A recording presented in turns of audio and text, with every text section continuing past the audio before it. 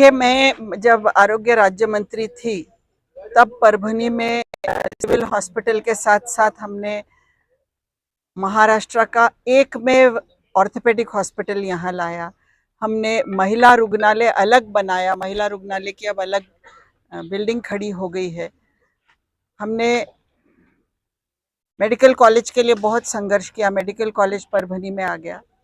ये सब विकास हुआ, लेकिन शहर का विकास महानगर पालिका के माध्यम से होना ज़रूरी है। और महानगर पालिका में जब तक के साफ सुथरा और अच्छा कारोबार नहीं होता है तब तक ये बहुत मुश्किल है।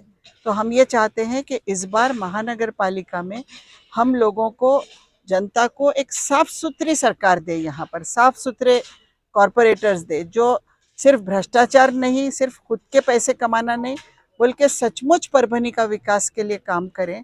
परभनी के रास्ते हैं, आज कभी कभी हमको शर्म आती है जब हम किसी बड़े शहर में जाके बाद में परभनी में आते हैं तो हर जगह कचरा फैला हुआ, रास्ते ऐसे कि हम उस पे रास्तों पे चलना 400 किलोमीटर जाना आसान है, लेकिन एक रास्ते यहाँ से वहाँ आना आज मुश्किल है हमको। इस तरह के रास्ते हैं, ये सब भ्रष्टाचार की वजह से है। और आज तो बीजेपी सरकार ने इलेक्शन ही नहीं लिया है, कई वर्षों से इलेक्शन रुका हुआ है। तो सारे महाराष्ट्र में आज प्रशासन पर ही सारे महानगर पालिका, नगर पालिका, जिला परिषद सब प्रशासन पे चल रहे हैं। और आज हम देख रहे हैं कि जिस तरह से प्रचंड तरीके से आज भ्रष्टाचार बढ़ गया है। कोई भी ऐसा क्षेत्र नहीं है जहां लोगों को लगता है कि हमको इंसाफ मिल सकता है। पैसे फेंको और काम करवाओ, इसके सिवाय दूसरा कोई तरीका नहीं रहा। तो जनता त्रस्त है, एक तो महंगाई से और दूसरा भ्रष्टाचार से। पहले ये बात हमने देखा कि कोई हमारे पास जो अध्यक्ष रहेंगे, कम से कम वो कल कोई पैसे के डर से यहाँ हमको छोड़ के ना भागे, और किसी लोभ से भी नहीं और किसी डर से भी नहीं। तो साफ सुथरे लोग, जिनके ऊपर कोई उंगली नहीं उठा सकता है, ऐसे लोग, और जो लालच में नहीं आएंगे, ऐसे लोग, ऐसे हमने चुनने की कोशिश की है। और इसलिए हमको उम्मीद है कि इस बार हम एक साफ सुथरा प्रशासन परभनी को दे पाएंगे। स्थानिक स्वराज्य संस्था। अस्सलाम वालेकुम वरहमतुल्लाहि वबरकातुहू। नमस्ते, आदाब अर्ज आहे। आज मला शरदचंद्रजी पवार यांच्या पार्टीमध्ये, नॅशनलाइज काँग्रेसमध्ये शहर जिल्हा अध्यक्ष या पदावर आदरणीय संसदरत्न फौजिया तहसीन अहमद खान मॅडम यांच्या नेतृत्वाखाली, यांच्या शिफारशीनुसार और यांच्या मार्गदर्शनानुसार मला हे पद नियुक्त करण्यात आलेलं आहे। आपण जे विचारणा केलेली आहे की जे मागे आपल्या परभणी जिल्ह्यामध्ये जे कामं झालेली नाहीत, त्याचं एकमेव कारण आहे इथलं राजकारण। इथलं जे राजकारण आहे फक्त ते नगर परिषदपर्यंत, महापालिकेपर्यंत तितकंच आहे, तर महापालिकेपुरतंच आहे, त्याच्या पलीकडे लोकांना काहीच माहीत नाही। आम्ही नेहमी लढलेलो आहेत की परभणीमध्ये एक दर्गा आहे, दर्गामध्ये आपण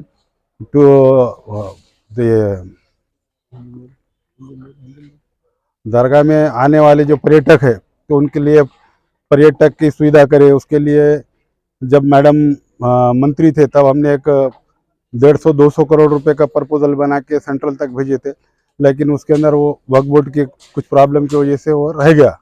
लेकिन यहाँ पे ऐसा मामला है कि अगर कुछ भी अगर काम करना है तो एक सीमित ये है कि आप आपके निवेदन दो और उसके ऊपर कोई सुनवाई नहीं होती।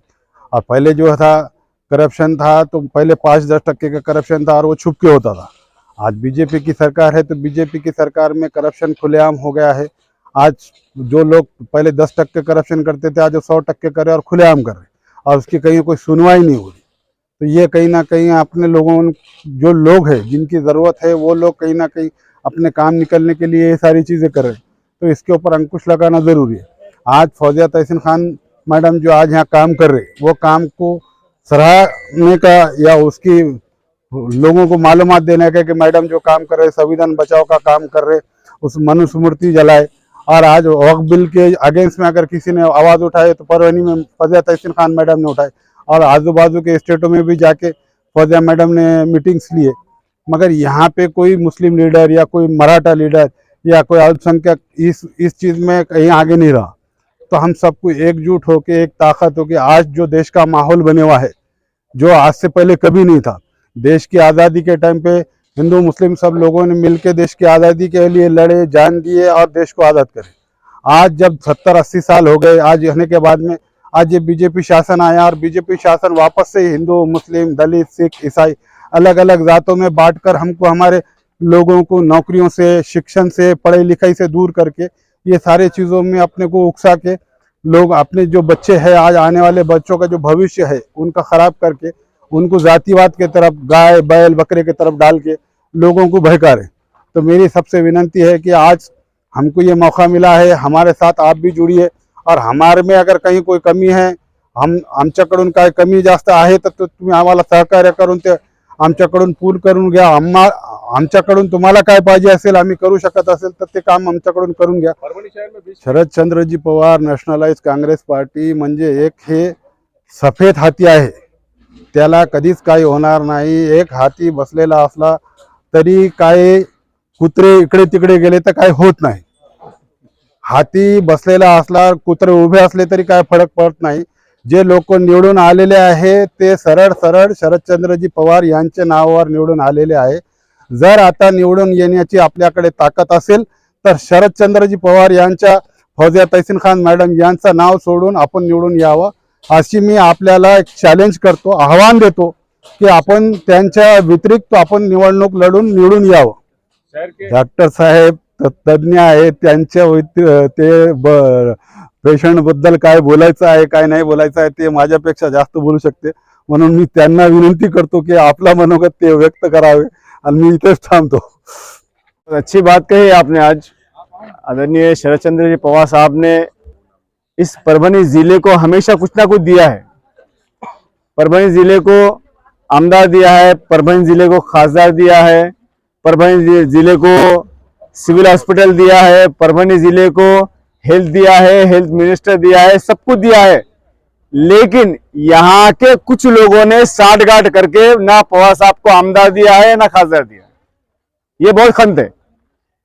हमारे लोग सोच रहे कि इनकी दुनिया उजड़ गई है राष्ट्रवादी की, लेकिन मैं आपको ये बताना चाहता हूं, आदरणीय खासदार डॉक्टर फौजिया खान और उनके साथ आए हुए हमारे राष्ट्रवादी कांग्रेस पार्टी के जितने भी पदाधिकारी है, हमारी महानगर पालिका थी, हमारी जिला परिषद पंचायत समिति थी और रहेंगे इंशाल्लाह। और हम पुरजोर तरीके से ये बताना चाहते हैं कि आने वाले वक्त में राष्ट्रवादी कांग्रेस पार्टी अजीतदादा गढ़ को, जो आज लोग सोच रहे हैं कि ये सब खत्म हो गए, इंशाल्लाह वो गढ़ में गए वाले भी कुछ लोग हमारे संपर्क में, वो भी हमारे साथ में आएंगे और इंशाल्लाह आने वाले वक्त की महानगर पालिका हमारी रहेंगे।